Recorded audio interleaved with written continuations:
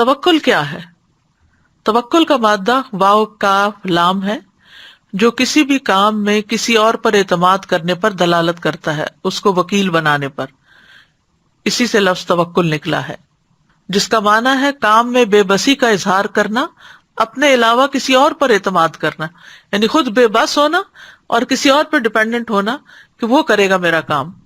تو اللہ پہ توکل کرنے والا شخص وہ ہوتا ہے جو یہ جانتا ہے کہ اللہ اس کا اور اس کے رزق کا اور اس کے کاموں کا ذمہ دار ہے.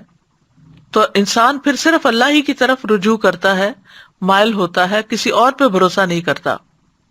جو جانی کہتے ہیں توکل سے مراد جو کچھ اللہ کے پاس ہے اس پر بھروسہ کرنا، اور جو لوگوں کے پاس ہے اس کی امید نہ رکھنا بلکہ اس کی طرف سے مایوس ہو جانا. ایمان والوں کو بارہا توکل کی تعلیم دی گئی ہے. قرآن مجید میں آتا ہے رب المشرق والمغرب لا الہ الا ہوا فاتخذہ وکیلا. مشرق و مغرب کا رب اللہ ہے، رب المشرق والمغرب، اس کے سوا کوئی معبود نہیں، سو اس کو اپنا کارساز بنا لو. وعلی اللہ فلیتوکل المتوکلون، اور بھروسہ کرنے والوں کو اللہ ہی پر بھروسہ کرنا چاہیے. توکل کے فائدے کیا ہیں؟ نمبر 1، اللہ کی محبت ملتی ہے، ان اللہ یحب المتوکلین.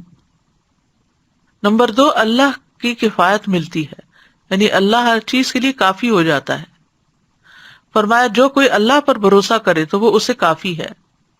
وتوکل علی اللہ وکفی باللہ وکیلا، اور اللہ پر بھروسہ کیجئے، اللہ کا وکیل ہونا کافی ہے.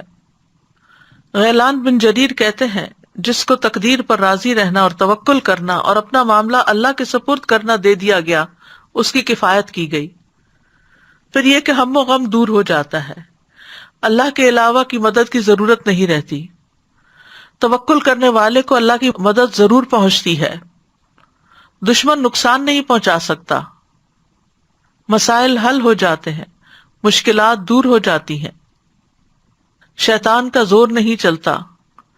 توکل انسان کو بہادر بنا دیتا ہے، اللہ کے سوا کا ڈر نکل جاتا ہے، توہمات اور بدشگونیاں زائل ہو جاتی ہیں انسان سے، جادو، حسد، نظر بد سے حفاظت ہوتی ہے. آخرت میں بڑا اجر ہے، جنت ہے، ایسے لوگ بلا حساب جنت میں جائیں گے.